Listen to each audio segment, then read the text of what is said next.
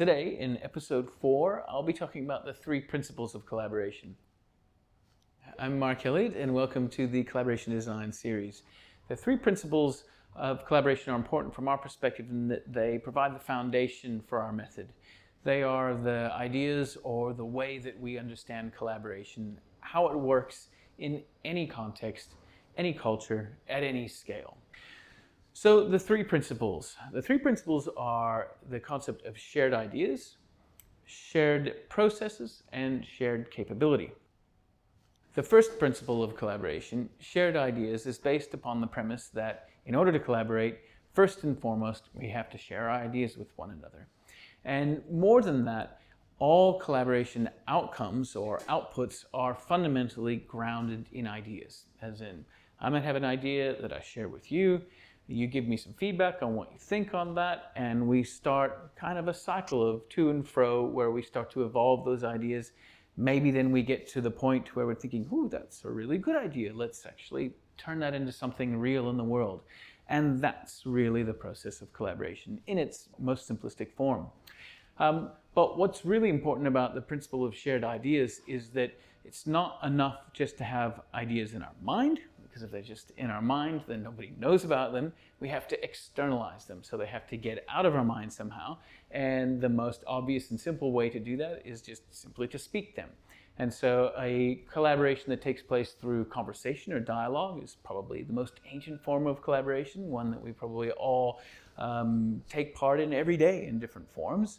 But what happens when you take those ideas from a spoken medium, just words in a conversation, and put them into some other material, say on a whiteboard or in a document, or writing them down in any, or even actually modeling them in a physical format with some sort of like clay prototype, could be anything. Once they're out of the mind and physically present, they create even more feedback. So the feedback becomes much stronger between participants. So from our perspective, going from sharing your ideas through words, through sharing your ideas into some sort of external form or format or medium is really important. It brings a lot more power, persistence, and depth to collaboration. Now, as you're going through that process of sharing and building on ideas, you'll be doing it through a process, hence principle number 2, shared processes. The important part about shared processes is it's pretty self-evident that you'll have to be going through the same process together. So if I'm having a conversation with you in which we're building upon ideas, then we're sharing in that to and fro, that exchange-taking process of collaboration. That's not the only process that could be taking place. You could be co-authoring a document together, sending a document back and forth, or even doing it live, in a collaborative word editing software.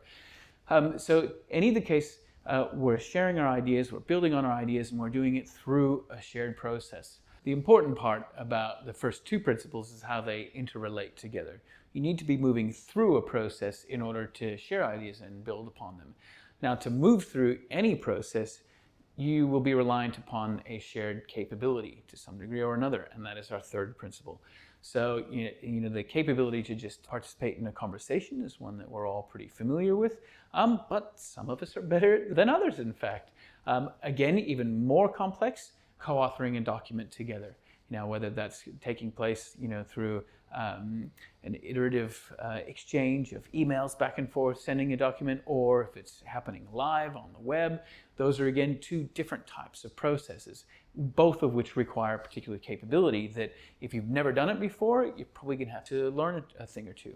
And so that aspect of shared capability, that you have to learn a capability, is really, really important when it comes to collaboration, because we're very fond of saying you can't practice collaboration alone. So in order to build your capability, you actually have to collaborate.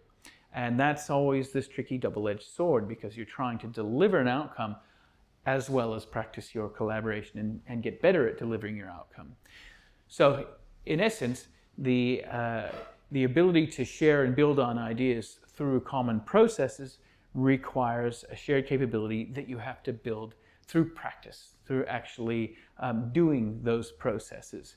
And it's, you might have some strong capability in one particular type of process, let's say co-authoring a document with somebody. You start working with somebody else, and you might have to build that process up again because everybody has their own way of working.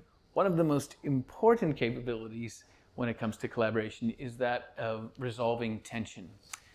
And even just building collaboration capability with another participant is a form of tension that you need to resolve. You need to get better at it together. But that is, from our perspective, the core of collaboration, and in fact, collaboration's core value proposition is that of resolving tension into shared value. Tensions can be anything. They can be a lack of understanding, they can be differing viewpoints, they can be differing ways of working. But once you arrive at a common view or a common approach or a synthesized new idea, then you've in essence resolved that tension into a form of shared value, something that both or all participants value because they have put the work, time, and effort into creating something that's common amongst them. So that process of seeking out, discovering, and resolving tensions specifically into shared value, that's the whole point and purpose of collaboration from our perspective.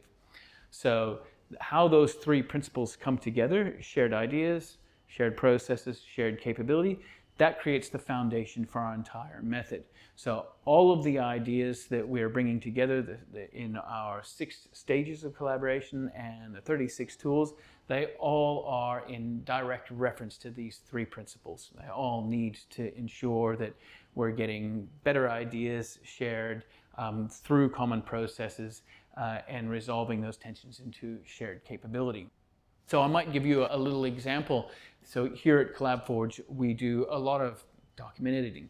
And we take a very collaborative approach to that, using real-time document editors. So, I might be working away, writing something, and it wouldn't be uncommon for me to see one of my peers' cursors jump into a sentence that I've just edited and start fixing up or changing words within the same sentence I'm writing. Now, to get to that point where we're not only comfortable and confident, but getting a lot of value out of that type of an intensity of collaboration has taken us years, really, to build that capability. But it's so efficient now, it brings very high levels of joy to me when that's taking place, because I feel like I'm working on the document in several places at the same time. That's just how in line we are in terms of our capability to engage in shared processes around shared ideas. Now, that's not to say that we're always on the same page with our ideas. And if we're working away in a document and I'm going, they're not getting what I'm saying here, they're actually disrupting my flow, or we're working at cross purposes here, then we know to pause that process and step into other types of processes to resolve that. So for example, we might let's step away, let's make some time to get in front of a whiteboard and talk these ideas out and break out the sticky notes and make all kinds of modular content that we can move around until we're feeling really comfortable and confident that we know what we want to say. And then once we know what we want to say at a high level, we've got our shared ideas, nicely organized together, then we can move back into that particular process of document editing, and off we go again. So it's those sorts of shared capabilities that you'll need to build as a team, whatever your context is, and you'll need to build it, often anew with new people, even if you felt you're really good at a particular process with other people. So this has been an introduction to the 3 principles of collaboration: shared ideas, shared processes, and shared capability. This provides the foundation for our method here at CollabForge, and that we're going to be looking at a little bit more closely in the following episodes.